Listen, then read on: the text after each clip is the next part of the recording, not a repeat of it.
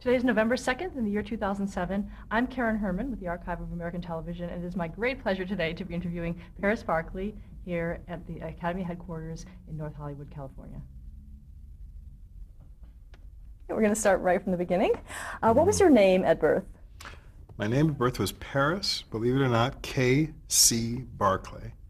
And the K.C. was my middle name, which stood for nothing. Where did it even come from? That's a very good question. Well, the Paris came from my mother, who was reading Greek mythology, and she thought that was a good name. This is before Paris Hilton ruined it, sullied my name, and effectively destroyed it for all human consumption. Then the K.C. was my father's contribution, and I think he said once upon a time it came from Casey Jones, the basketball player. And so I tried to find out what Casey Jones's K.C. stood for, and he said, or the press said, nothing. So I guess that's my middle name stands for nothing. It's just K.C. And your name, because it was so unique, did it present any challenges or interesting moments for you? Well, let's put it this way. I'm the only child in my family. I'm the third of 7 children, and the names went like this: William, Neil, Paris, Robin, Brian, Mark, and Monica. So I can't really explain why they decided to get all twisted when it came to my birth, but it was a little bit of a cross to bear through football. When I played football, they would refuse to put it on the program. They wouldn't put my name, Paris, on the program. It would just say P. Barclay in the programs of my football, because they didn't want the other team to know that my name was Paris, so they could make fun of me, because they would. So it had its ups and downs. But then it got cool, and now it's bad. Now it's bad? It's bad again, because of Paris Hilton. It's not good. When were you born? June 30th of 1956 was my official birth date, and I'm sticking with it. Okay, and where? I was born in Chicago Heights, Illinois, in St. Agnes Hospital. Chicago Heights is a little south suburb of Chicago, so it's about maybe 10 miles south of Chicago. Is that where you grew up? No, actually, I only was there till 2nd grade, and then I moved to Harvey, Illinois, which is another suburb, maybe just a few miles away, and that's where I spent most of my childhood. What are your parents' names? They have normal names too, William and Eugenia. Actually, my mother has a slightly unusual name. It's Eugenia Ronsville Barclay. Ronsville is her middle name, so we always call her Ronnie, but that's slightly unusual. My father's name is William, and he has, no unusuality about that. And what did they do? Well, both were laborers, as it says on my birth certificate, which is so interesting. I kept it, and I have it in my file just because of that. What they actually did was my mother worked in a glass factory when I was youngest, making glass bottles, and my father worked in a tile factory, because those were the days when you actually worked in the factory and it was a living. And so he worked for the Flintcoat Tile Company, and every once in a while, if I was really on my best behavior, I would get to work at the tile factory too. And my job would be, with gloves, pulling tile that was improperly formed off the assembly line and throwing it into a garbage can. This is how you become a television director, by the way. It's little experiences like this. What traits do you think that you inherited from your parents?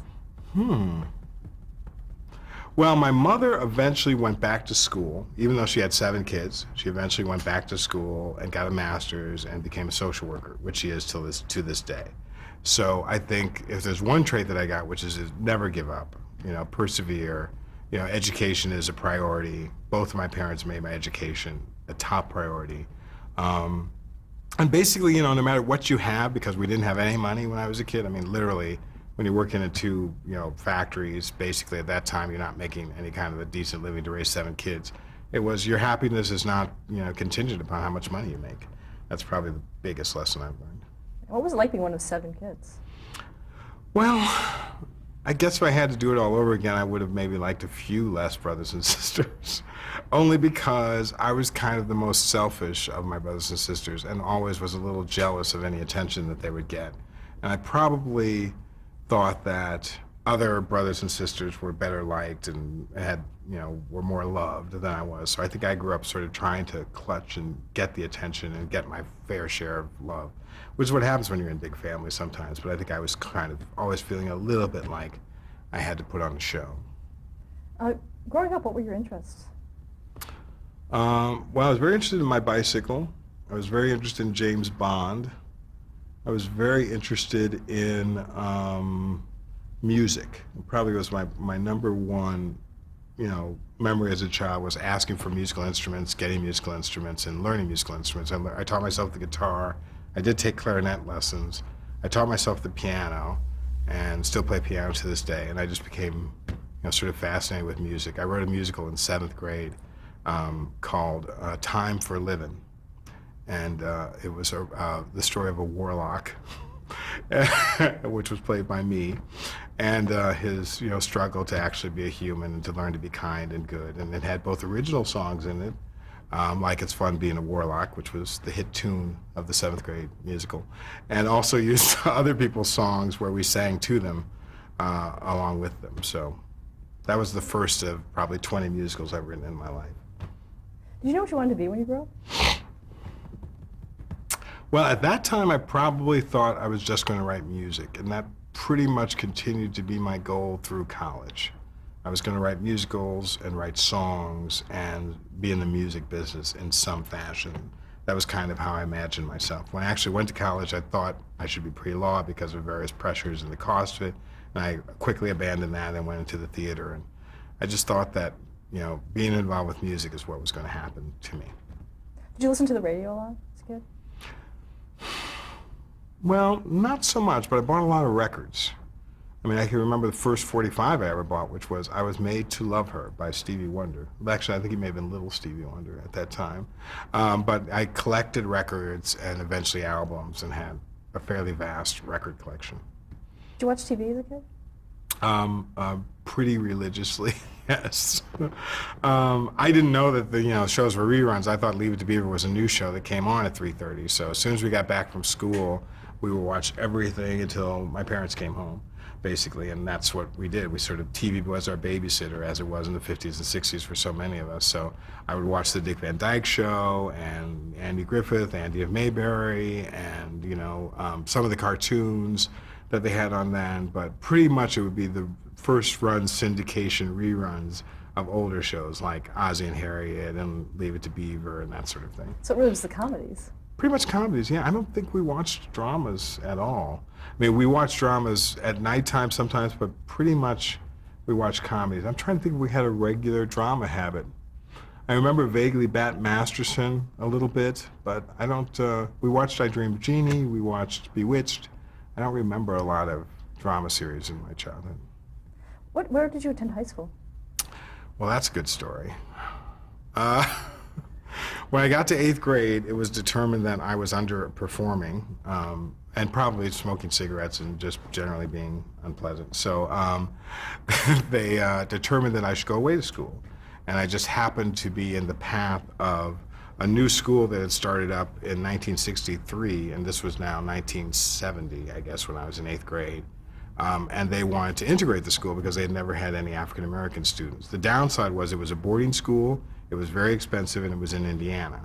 But because I was, considered to be intelligent but underachieving and could also play football, I'd already started playing Pee Wee football, they gave me a scholarship.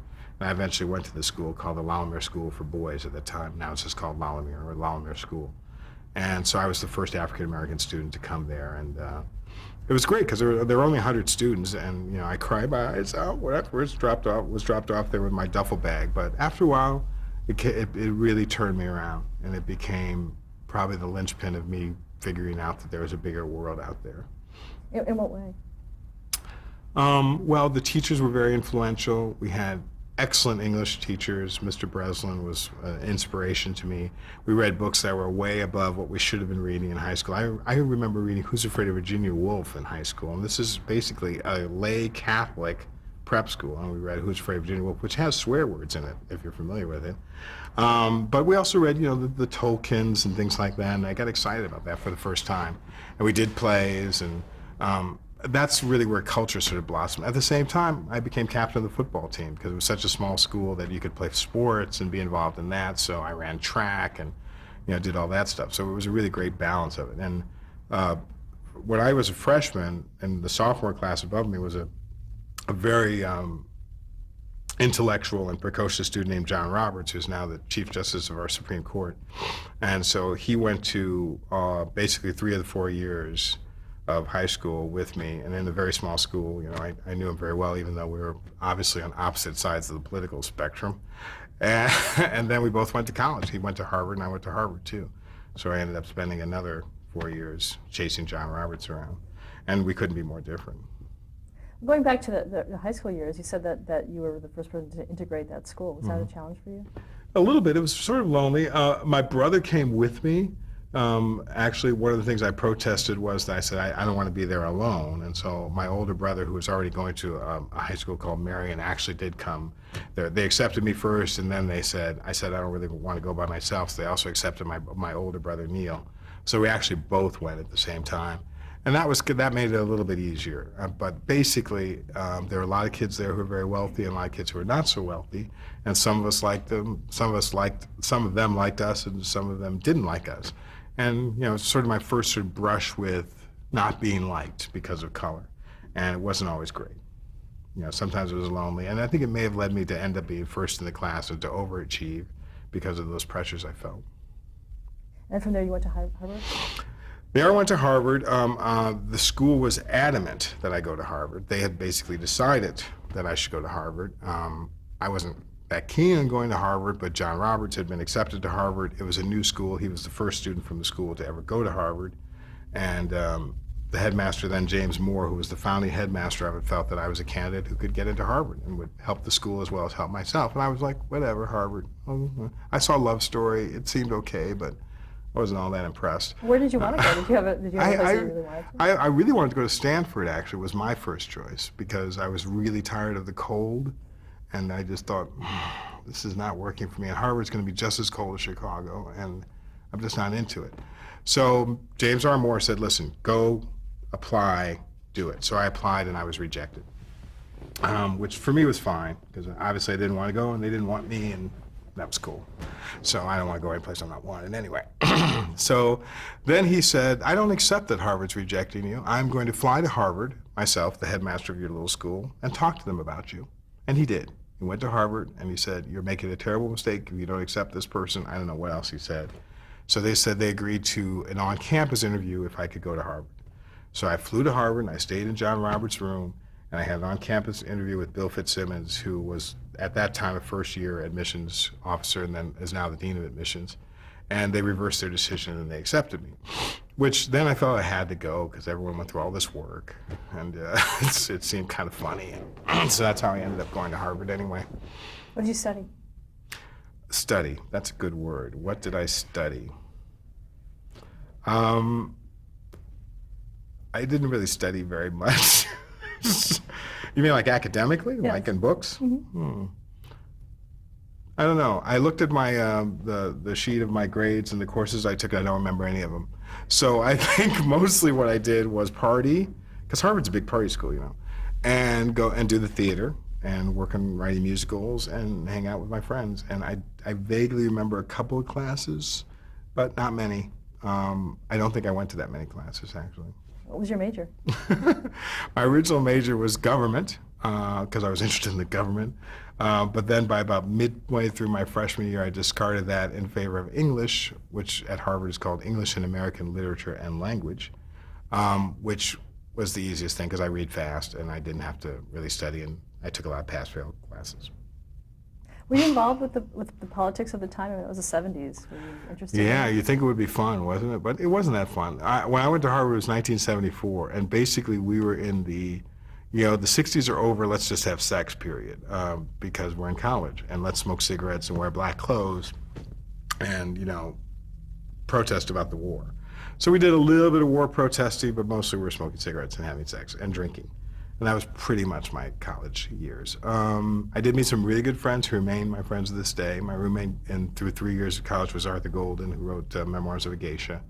And he's still my friend, and his family were still, fairly close. And that was probably the best benefit of all that. I got to know people and got to learn to love people who were very, very different from me.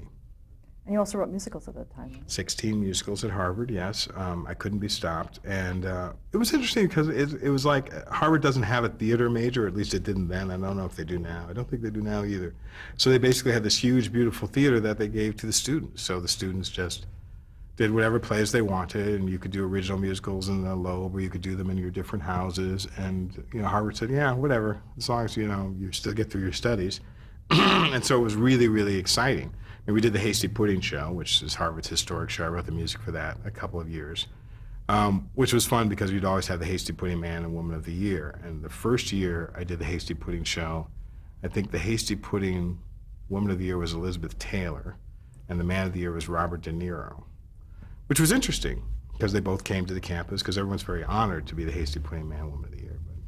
So you get to meet them, and I have great Robert De Niro stories. Next year was not so good. It was Candice Bergen and Johnny Carson. Johnny Carson was actually great. Candice Bergen, fascinating, but strange. Now, did you actually work with them on? Well, they would come for several days to just before the show opened, and depending upon the star, like Elizabeth Taylor came with John Warner, who was then her husband, and she stayed for 2 days. Johnny Carson stayed for 3 days on the campus in Eliot House or thereabouts. It was actually wonderful. Candice Bergen was only there for a brief period of time.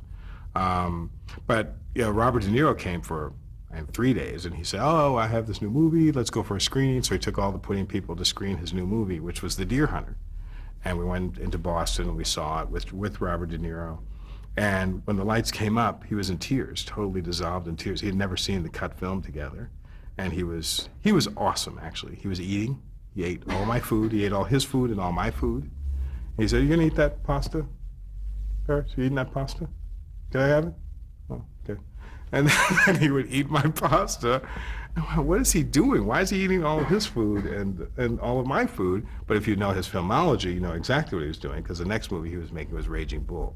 So what he was doing is putting on the pounds to get ready for Raging Bull and become as fat as Jake LaMotta was at that time. So it was interesting. Those were sort of my brushes with famous people. Elizabeth Taylor was in her gorgeous period. I call it her Hadassah period. She had her nice frosted hair, and she was very slim and quite lovely. And she had just made A Little Night Music, the musical, which she sang Sending the Clowns, just terribly. And she was fun. Was that your first brush with kind of Hollywood? Yeah, with famous Hollywood people, yeah. And, they were somewhat like people, and they were somewhat not like people. Robert De Niro was very strange. Johnny Carson was the most down-to-earth of all the people that we met. He was the most fun and the most, I'll take a picture with you, I'll tour the campus, I want to know everything about you kind of person. I guess it's just his experience as being an interviewer, but he was the most delightful. And what did you do after you graduated? Well, it took me a while to graduate, let's just be honest.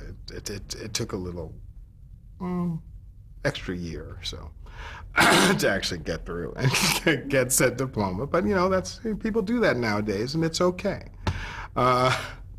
So when I eventually graduated in 1979, I went to New York to become an advertising copywriter because I figured I could write songs for advertising, I could write commercials, and that way I could pay for my life as a composer, writing Broadway musicals, because I had to have some kind of job. So I went to work at Gray Advertising, which had recruited me out of Harvard. And I remember I started as an account executive, assistant account executive, at $18,500 a year, which at that time I thought was an enormous quantity of money. So that was my first job, and I stayed in advertising for 12 years. What were your functions in advertising? Well, that was my only account executive job. If you watch Mad Men now, I would be the squirrely guy who actually does the business side of it. But after that, I went to BBDO and became a creative and started actually writing commercials at Batten, Barton, Durston, and Osborne, which was fantastic because we had the Pepsi account, we had General Electric, we had, such big and cool accounts. And Phil Duesenberry, who later went on to be the chairman of Omnicom, was my direct supervisor. So I learned a lot about advertising, I learned a lot about collaborating, and a lot of the skills that I've used in television came from my experience in advertising. I eventually became a creative supervisor, which means I had teams of writers basically reporting to me, like two, which is teams, I think, plural. And that was kind of fun. And that's where you just learn to sort of criticize people's work without breaking their hearts, and a lot of the skills that come into play in television work. So they were television, this was specifically television advertising? No, it was largely print. I mean, back in those days, most of the work you did in an advertising agency was print advertising because that's just was the bulk of it all. But we had television, and since we had television accounts, like I had at one time Folgers Coffee, the best part of waking up campaign, and Folgers Crystals, where they had that Reagan lookalike guy saying, you know, we've replaced this coffee with real Folgers Crystals, and I bet no one could tell the difference between. Anyway, so those are some of the campaigns I worked on, and Signal mouthwash, kiss me, I've got the signal, and things like that. I didn't originate those lines, but those are the campaigns I worked on. So we did television as well, and radio and everything. Now were you, in terms of the television commercials, were you there on the sets when they were doing that? I was, and it was very frustrating. In what way? I don't know if this is true now, because I haven't been in advertising that much nowadays, but then our job was to get the client to spend as much money as possible, because the agency worked on commission. The agency received 17.65% of whatever the client spent. So it wasn't to make the best commercial the most efficiently. It was, how can we really jack this up and make the client spend the most money? So we try to get the most expensive director they would afford. We try to have the highest budget. You know, why can't we do this commercial in the Maldives?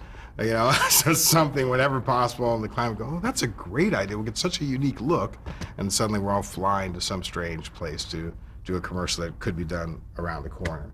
But that's part of the frustration of it all. Also, I never, well, not never, but rarely saw a person of color behind the scenes in any of those commercials that I did. And that really affected me. And I'd come on the set as the creative or as the copywriter of a commercial, and I'd look around, and I mean, literally, there'd be nobody of color involved. It was like a closed shop in which we were just not represented. That was very frustrating. Why was that? I think at that time in the 70s and the 80s, where the business was, there was very, what's the word, nepotistic? So that you basically came into the union if you were related to someone else. It wasn't really experience-based, it was very much family-based. And so all the union workers and people tended to be family, which is frustrating. Do you think that's changed over the years? A little bit. Not enough, as far as I'm concerned, but a little bit. I mean, I think there's some openings now, and now there's so much television production. I think there's, you know, because they just need the talent now. There seems to be a greater openness today than there used to be. But back in the commercial industry in New York, it was very difficult to break in. Even if you just wanted to be a sound person, it's, you know, the son of the sound guy from, you know, is now the sound guy, and that's sort of what happened. And just, you know, there wasn't a lot of change. And how were you treated? Well, because I was coming in as the client in that case, it was sort of a different situation. I mean, no one would ever, you know, say anything, or because I'm basically the guy who is the boss, you know, along with the producer of the commercial, which, you know, each agency has its own production entity, which is the producer of it. So I didn't really have any difficulties. But I would always say, if we were doing a commercial for a product that might, you know, be geared at the African American community, I said, why couldn't we get someone, you know, like of color to be like behind the scenes in the making of this? And generally I lost those arguments. What would be their arguments against it? It's the traditional argument you hear today. We really have to go with experience. We have to go with the people that we're familiar with. This is the client's money. We have to be very careful about how it's spent, and we want to make sure that it's spent judiciously, you know, whatever. So I eventually ended up sort of co-directing the first commercial ever in 1986 while I was in advertising still. I had written a commercial for Elizabeth Taylor's new organization, the American Foundation for AIDS Research. It was a pro bono client of ours. And I had written a commercial, which was very controversial because it was a PSA that basically had the line, AIDS, it's nobody's fault and everybody's problem, which most of the networks rejected and would not air because they didn't feel that AIDS, which is always said, was nobody's fault and everybody's problem. They felt both of those things were not true. Did you write that line? I wrote that line originally and for the commercial. So we had a lot of difficulty, and we had hired a director who was working with us on the Folgers account and making a lot of money working on doing these best part of waking up commercials. And we asked him to do it, and we asked him to fly to Los Angeles to film Elizabeth Taylor, who had, at that point had never done a television commercial. She'd never done any of the Black Diamonds or anything, but she was going to appear in this PSA. And he wanted us to fly in first class, and when Miss Taylor found out about it, she said, absolutely not. I do all this stuff. I pull this money out of my own pocket. This is a pro bono commercial. I can't believe that even you, the agency, are going to pay for this director to fly first class to do this commercial. So I ended up going to LA to film Elizabeth Taylor, which was cool. because she came several hours late, as is her wont, on the, I think it was the 7th game of the 1986 World Series. Was that the one that went 7 games? I'm asking someone who knows sports. I think it was the one that went 7th game. Anyway, so the crew is like completely fried because we're missing the World Series, and Elizabeth Taylor is late. She shows up looking fabulous. She has her little cigarette, she smoked long cigarettes at the time. Paris, spoke very softly. I need to speak to you about the copy. Would you like to see me in my dressing room? So I go up to her little dressing room. She's like doing her own makeup because there's no one with her. So Elizabeth Taylor's doing her own makeup, and I guess she knows how she looks good. She says, okay, the words you've written, I think they're very nice. But what I'd like to say is this. Have you ever known anyone who had AIDS? Ever?